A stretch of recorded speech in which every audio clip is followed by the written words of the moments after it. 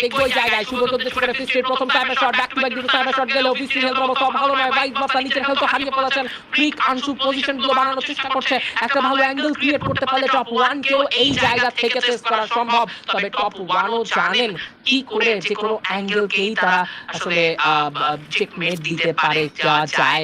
রাত এই মুহূর্তে এগোচ্ছেন কিছুটা সামনে।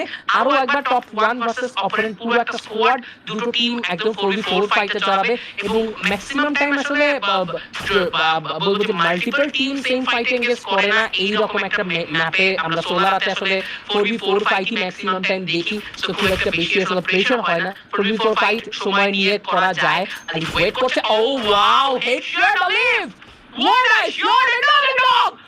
Perfect rush করার জন্য পারফেক্ট টাইম। শুভ 69 ঢুকেছেন ক্লোজে, শুভ 69 নক নেওয়ার জন্য যাবেন, বাট প্রান্ত বারংবার আজকে নক হচ্ছেন। প্রান্ত ওকে, শুভ পারফেক্ট নক, আনটু ফ্লিকে নক হয়েছে, এফজিএল এ রাখা হবে এবং ক্লোজে থাকা আরো একটি ব্রেক ড্যামেজ জোড়া ব্যারেল ওয়ালে ডাবল করেন শুভ। ওয়াও, কি সুন্দর মুভমেন্ট ভাই।